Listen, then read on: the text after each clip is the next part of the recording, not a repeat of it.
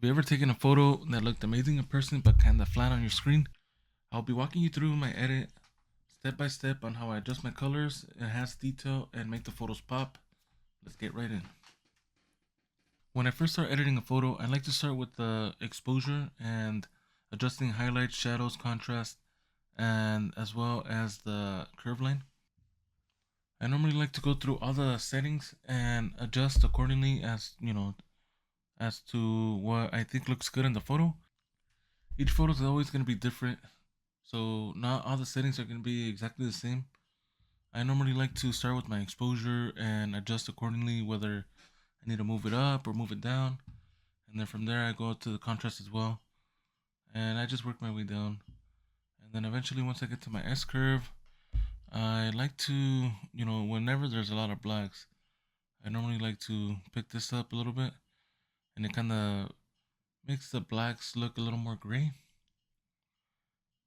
And same with the whites. But with this photo, I'm thinking I'm just going to leave it in the corners and then on the S curve, like so up here is the highlights, midtones, and shadows down here, and the darker colors down here. So what I normally do, I start with the highlights, kind of start adjusting a little bit, and then I go down to the middle with the midtones, and start adjusting until I see something that I like. And the shadows, well, the shadows on this photo seem to be concentrated right here in the greens, and a little bit over here as well. So with this one, I'm thinking right about there. Yeah. And then you can also adjust these right here. This one adjusts with the red and green. Or no, it's like a cyan color. This one is the green and magenta, and then blue and yellow. So depending on the photos, kind of makes them look a little different. But I don't really ever mess with these. Usually the one that I do use is the S curve for the lighting, the shadows, midtones, highlights. And then from here, I tend to move on to the colors. And with the colors, depending on the photo, sometimes I raise up the temperature, sometimes I leave it or I lower it if it's too warm. On this one, I'm thinking of putting the temperature up a little bit, just to make it look a little more warmer. Yeah, I would say somewhere around there. Actually, hold on, let me see. Yeah, I think that's good. And then the tent, same thing, depending on the photo, sometimes you gotta move it more to the green side, or sometimes more to the magenta side, or what is that, purple magenta? I say it's magenta, but it could be either or. On this one, yeah, I think I'm kind of leaning more towards the green side, but I'm gonna actually leave it as is because I do like how the sky is looking a little more bluish, greenish, instead of like this. I don't know. I'm not liking this blue, but we'll get back to that right now. On the vibrance, I normally turn this up a little bit, because if you do too much, then it kind of overblows the colors, and that doesn't look too good. So I normally just turn it up a little bit, just to give it a extra pop. Saturation, I try not to mess too much with saturation because this one is similar to vibrance, but it affects the colors a lot more. So you can see these look a lot more saturated. And with the vibrance, obviously it has a little more. So saturation, if I do, it's just very little vibrance. I think I had it. Actually, let me go back.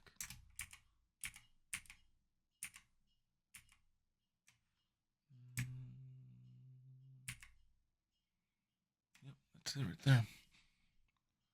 And then so usually I move back on over here onto the color mixer, and then I normally start changing my adjusting colors from left to right.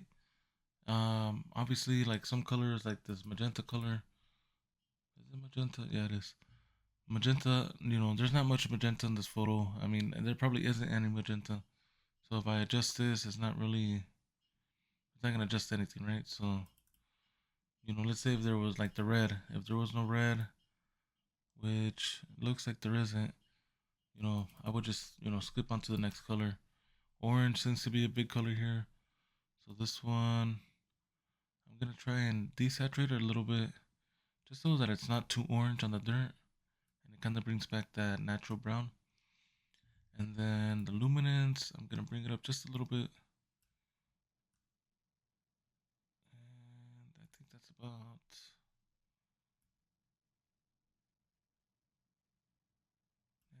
right there with the orange. Yellow, I don't see much yellow, but it might be in the grass. Yeah, it is.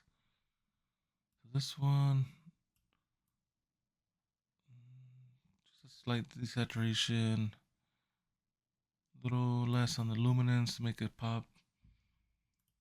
Greens, I don't see much on these greens. So these are more yellow than green. Normally when I'm adjusting colors, if I'm trying to figure out what colors to adjust, I start playing with the saturation slider, because there you'll be able to see exactly what colors are, like this teal. Like there's not much teal. The blue, obviously, there's a lot of blue, so you start seeing exactly where it's getting adjusted at. If you put it up all the way, or if you bring it down, then you start to see exactly what part of the picture is being affected.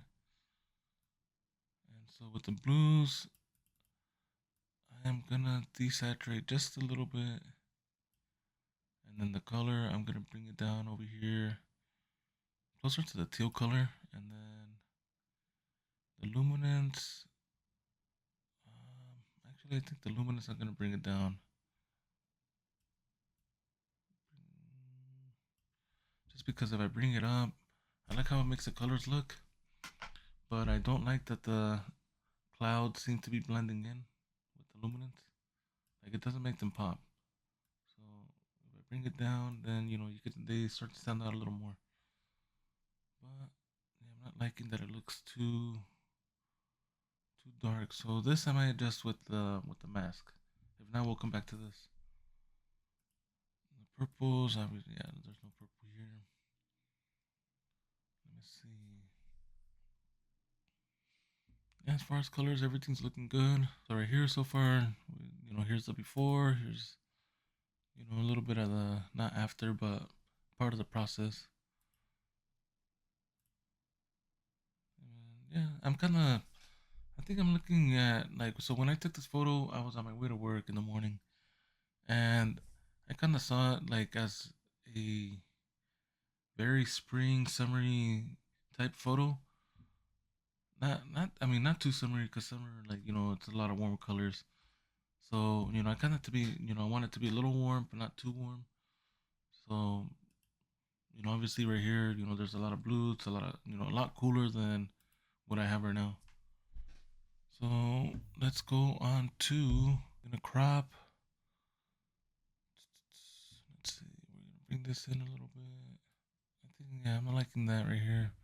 So it kind of fills up the clouds, fill up the first thirds of the photo, and it starts to kind of transition out. And over here on this side, we have just the open, clear blue sky, a little bit of the grass and dirt, and I'm kind of liking that. And then we're gonna auto adjust on the level to make sure it's nice and level. So I don't really ever mess around with the color grading, just because, like, I do sometimes, but I just, sometimes I don't like how they look. I've tried different things, and it just never really, it doesn't really work for me. But there are some photos that I've used that came up with good edits on them. Actually, I kind of do like this. I just don't like how it's white here. Yeah, I'm liking that. But this part of the bottom of the photo, I'm gonna come back and probably put like a radial mask or a linear mask and see if I could do something right here. Actually, let me go back to orange. Bring back a little bit of that color on the dirt. It's because it did get adjusted when I was messing with the color grading. But I am liking this, so yeah, I'm gonna leave that there. And then sharpening, we'll come back to that. The denoise, I'm gonna denoise it now. Because it does have a little bit of noise in the photo, but not much.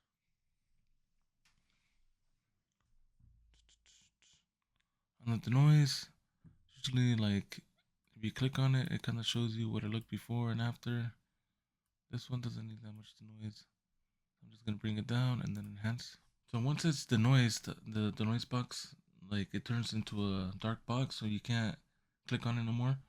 And then like let's say if it needs like more adjustment, then you can come over here to the luminance tab or slider, and then right here you just adjust it more depending on what you need. But I like how it is right now, so I'm just gonna leave it like that. And then so right now I'm gonna move on to the removal tool, and I'm gonna start removing like these light poles that are down here. And I believe there might be actually I don't see it, but I am gonna be removing this. So I am gonna be using the generative AI tool.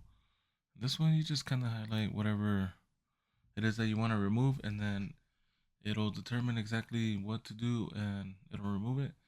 And then there is a variation where you could change, where it gives you three different variations on on what it fills in. Sometimes it does a really good job, sometimes it's a hit or miss. Right here it seems to be pretty good, so we're gonna leave it like that. We're gonna highlight this, try to get these removed.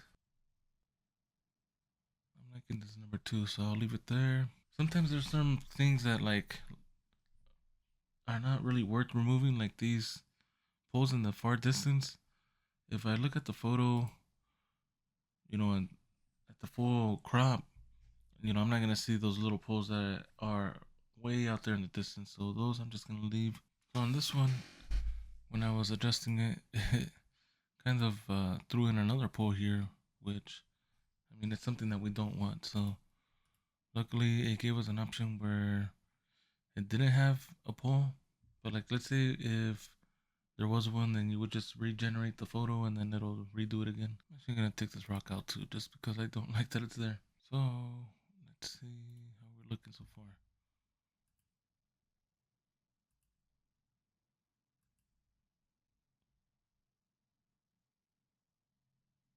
Actually, I am gonna remove this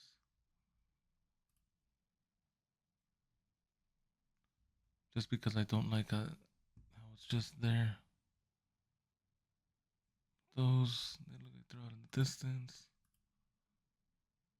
But what is this? Like, oh, I think it's just that bush. Actually, yeah, I'll just leave that. So it kind of clears up the landscape a bit.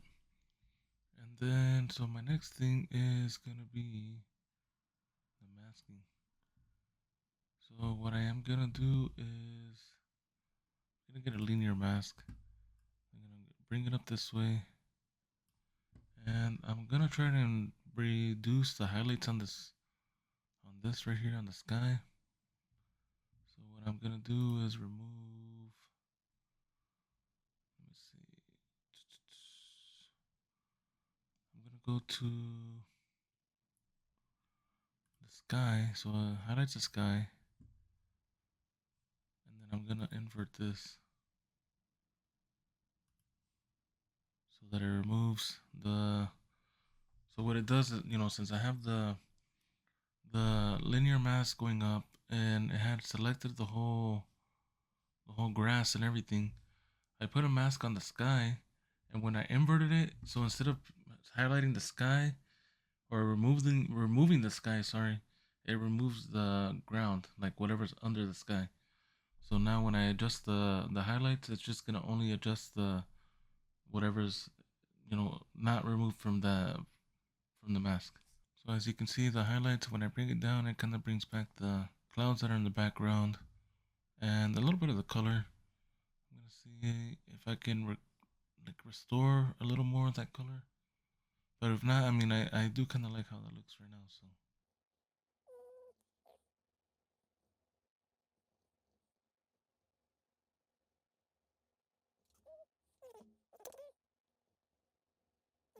what I'm gonna do is I'm gonna use the linear gradient again, and I'm gonna bring it down like this. And I am going to bring down some of that saturation, which I think,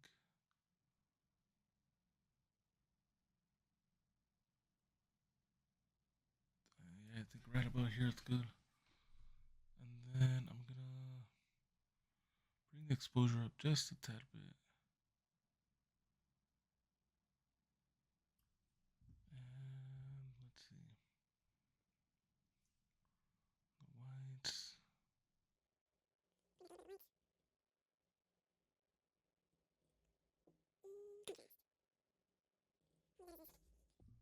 So far I am liking this photo. And let's see, but I think what I am gonna do is add another linear gradient onto the ground here. And I'm gonna bring the exposure down just a tad bit. And actually, I think I'm also gonna add a radiant filter right over here. And I'm gonna bring the shadows down since there is a shadow here from the cloud. I'm gonna see if I can darken that up a little bit. So now I'm gonna move on to the sharpening and the details. So on this one, so one useful tip that you can do is while you're adjusting the sliders, you could just hold out, out, and when you adjust it, it turns the photo into black and white, and it kind of helps, like as far as like adjusting like let's say the sharpening, you can see exactly what's getting sharper and what's not. So like if I bring it up all the way, you can see how it sharpens everything. So what I'm gonna do is I'm just gonna bring it up just a tad bit on the radius. It shows you exactly like what's getting sharpened. On this one, I normally bring it up a little bit. Same with the detail, just add a little detail on it. Oh, it disappeared, but yeah, you were able to see a little more of the detail. So one of the most useful sliders is this masking one, because when you adjust the sharpening, it basically sharpens the full photo. And with the masking, when you bring it up and you hold Alt, so you'll see everything that is, I mean, everything that's white is sharpened. So the further you move it to the right, it starts bringing that down, and you sharpen only like right here shows the edges, some of the like the inside parts. Let me go back. So I ended up adjusting the masking up until where I like how the clouds, like the outside of the clouds, is where it's getting sharpened. And then I'm gonna try and see if I could unsharpen a little bit of the dirt here, just because it does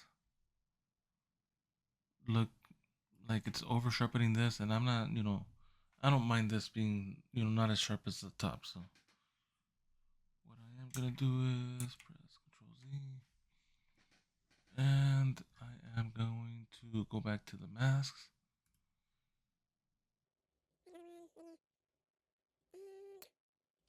go down to the texture.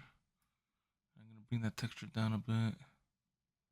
Actually, not that much, just a little bit. And yeah, I think that's. So right here on the texture tab, I'm gonna bring on the effects tab. Sorry, I'm going to bring the texture down just a tad bit as well for the full, like just the overall photo. The clarity. I mean, this one, just normally adjust it to, I guess, to your liking.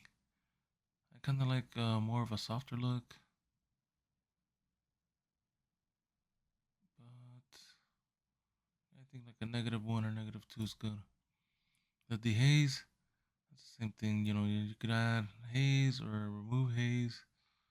I'm gonna leave it as is. Vignetting, I'm gonna leave that.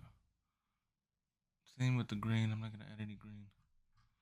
So far, let's see. Yeah, we're looking pretty good. I'm liking the colors. I'm liking the photo. And so the last thing that I'm gonna do now is remove these power lines. But for this, I'm gonna send the photo over to Photoshop, get them removed, and then I'm gonna ship it back this way to Lightroom.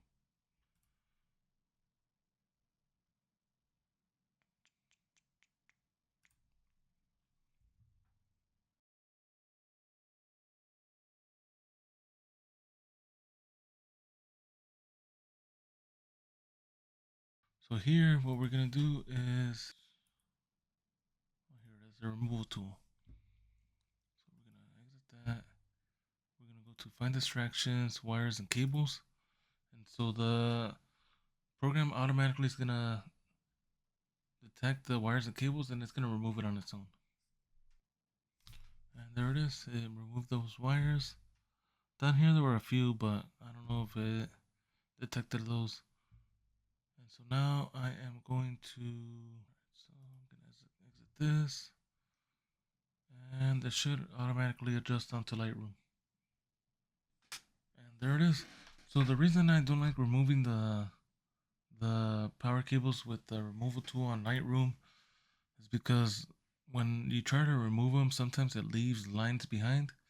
So it tries to fill in the the colors to match it, but you could see like exactly where the brush, like where it highlights it like this. You could see. Let me see if it does an example. So yeah, I couldn't get a good example, but it leaves a line and it doesn't look good. So it's better to send it to Photoshop, get them removed there, and then just send the photo back. And actually, one thing I am gonna remove is this tall grass here, just because I feel like it's kind of distracting, and same with this one. Yep, well that's it guys. Yeah, that's the photo. This is the before. Oh, actually, it's not gonna show the before because I need to ungroup this. So when you send the photo back from Photoshop, it stacks the photos together, as well as when you denoise it, it stacks the photos as well. But for some reason, and I don't know if it's meant to do this, but it creates like its own new image, I guess. So when you go and click down here to show the original, it doesn't show exactly how it looked. But if I go to how it looked before I sent it to remove the lines, and then, well, obviously the stuff that I did afterwards, this does show me the original and then the after. So if I click on this and then go to here, then we can see how it looked before. So this is the before, after, and yeah, that's pretty much it. So yeah, I want to thank you guys for watching. So I want to apologize that I'm not speaking too loud. I mean, obviously I have the mic right here next to me, so it doesn't sound, it probably doesn't sound like I'm not being too low, I guess, or speaking too low. But yeah, I'm trying to keep it down a little bit just because my kids and my wife are asleep. So yeah, I mean, and they're over here next door. So if you guys enjoyed the video, enjoyed the edit, please like and subscribe. And if you guys would like to watch more editing videos or tips and tricks, let me know in the comments and I'll get something going.